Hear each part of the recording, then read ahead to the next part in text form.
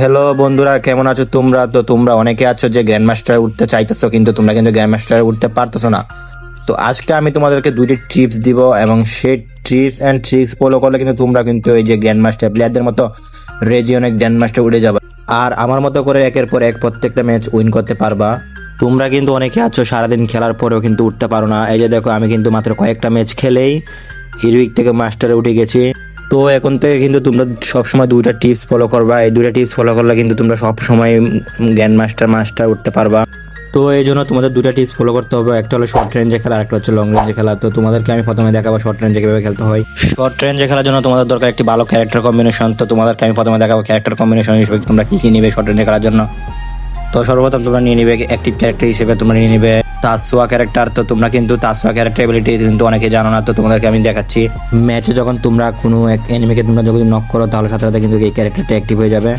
তো এই যে দেখো, আমি কিন্তু একটা এনিমিকে নক করছি, তো সাথে সাথে কিন্তু আমার ক্যারেক্টারটি অ্যাক্টিভ হয়ে গিয়েছে। তো আমার সামনে কিন্তু একটা এনিমি রয়েছে, তো আমি এই ক্যারেক্টার সাহায্যে কিন্তু আমি সামনে চলে যাবো। এই যে দেখো, আরেকটা হেডশট মারছি এনিমিটাকে, তো আমি নক করছি, সাথে সাথে নক করার পর কিন্তু ক্যারেক্টার অ্যাক্টিভ হয়ে গেছে। তো লাস্ট একটা এনিমি আছে, এই যে দেখো আমি আরেকটা লাস্ট এনিমিকে মেরে দিয়েছি খুব তাড়াতাড়ি করে। তো তোমরা অ্যাক্টিভ হিসেবে এই ক্যারেক্টারটি ইউজ করতে পারো। তারপরে তোমাদের রয়েছে প্যাসিভ ক্যারেক্টার। তো তোমরা প্যাসিভ ক্যারেক্টার হিসেবে প্রথমে তোমরা নিতে পারো মোকো ক্যারেক্টার। তো মোকো ক্যারেক্টার এবিলিটি কিন্তু অনেক ভালো। তো এই ক্যারেক্টার নিলে কিন্তু তোমরা খুব সহজে কিন্তু তোমরা এনিমির লোকেশন দেখতে পারবা। তো আমি কিন্তু একটা ম্যাচে ঢুকে পড়ছি, দেখো আমার সামনে কিন্তু একটা এনিমি আছে। তো এনিমিটা কিন্তু আমি ড্যামেজ দেওয়ার সাথে সাথে কিন্তু এনিমির লোকেশন কিন্তু দেখাচ্ছে। তো এর সাহায্যে কিন্তু আমি দেখতে পারো খুব সহজে যে আমার এনিমিটা কোথায় রয়েছে। তো এই যে দেখো, আমার সামনে কিন্তু এনিমিটা, আমি কিন্তু ফায়ার করতেছি, আর ফায়ার করার সাথে সাথে কিন্তু এনিমি লোকেশনটা কিন্তু পুরো দেখা যাইতেছে। আর আমার টিমমেট কিন্তু এনিমিটা খুব সামনে রয়েছে। এই যে দেখো, আমি দিক দিয়ে যেতে না যেতে কিন্তু আমার টিমমেট কিন্তু এনিমিটাকে নক করে দিয়েছে পুরো। তো এই জন্য মোকো ক্যারেক্টার প্যাসিভ হিসেবে অবশ্যই নিবে। তারপরে তোমরা 2 নাম্বার ক্যারেক্টার হিসেবে যেটা নিবে সেটা হলো গাইস লিওন ক্যারেক্টার। তো লিওন ক্যারেক্টার এবিলিটি তোমাদেরকে দেখাইতেছি আমি।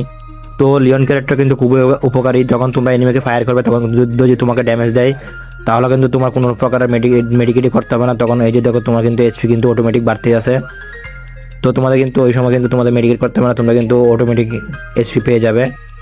তো এই ক্যারেক্টার কিন্তু অনেক উপকারী, সেজন্য তোমরা 3 নাম্বার ক্যারেক্টার হিসেবে জেনে নেবে সেটা হলো গাইস লিওন ক্যারেক্টার। তো গাইস, তোমাদের লাস্ট শর্ট রেঞ্জে খেলার জন্য যে বেসিক ক্যারেক্টারটি সেটি হলো গাইস জোদা ক্যারেক্টার। তো গাইস জোদা ক্যারেক্টার এবিলিটি তোমাদেরকে আমি দেখা যাচ্ছি। তো জোদা ক্যারেক্টার এবিলিটি কিন্তু খুবই ভালো। তো জোদা ক্যারেক্টার এবিলিটি হচ্ছে, যখন তোমরা এনিমিকে ফায়ার করবে অথবা এনিমি যখন তোমাদেরকে ফায়ার করবে, তখন যদি তুমি ড্যামেজ খাও, তখন যদি তুমি গান দিয়ে যদি তুমি এনিমিকে ফায়ার করো, তখন কিন্তু তোমার অটোমেটিক তোমার এইচপি বাড়তে থাকবে। তো এই ক্যারেক্টারটি কিন্তু তোমার খুবই উপকারী।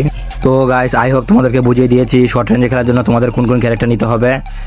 তো গাইস, এরপর তোমাদেরকে দেখাইতেছি আমি লং রেঞ্জে খেলার জন্য কোন কোন ক্যারেক্টার নিতে হবে। তো তোমাদের লং রেঞ্জে খেলার জন্য তোমাদেরকে সর্বপ্রথম ক্যারেক্টার হিসেবে নিতে হবে, তোমাদের অ্যাক্টিভ ক্যারেক্টার হিসেবে নিতে হবে তোমাদের নিরো ক্যারেক্টার।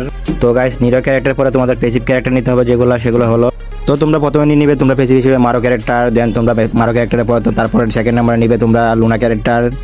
তো তারপরে লুনা ক্যারেক্টারের পরে তোমরা নিয়ে নিবে লাস্ট মোকো ক্যারেক্টার।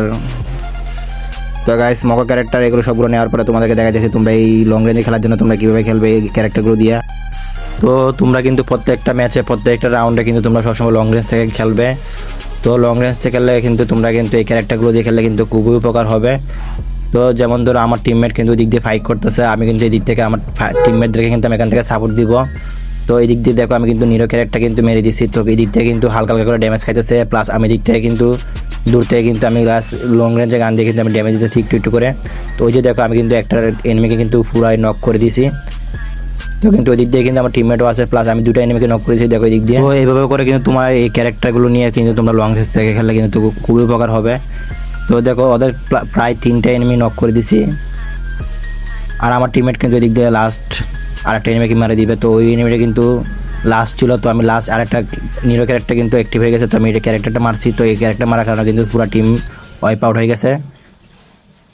তো এভাবে করে কিন্তু তোমরা পুরো ম্যাচ উইন করতে পারবে। এই যে দেখো, আমার কিন্তু বুয়া চলে এসেছে। আর তোমরা যারা ভিডিওটিতে এখনো লাইক করো না, অবশ্যই একটা লাইক করে দিবা আর একটা সাবস্ক্রাইব করে দিবা।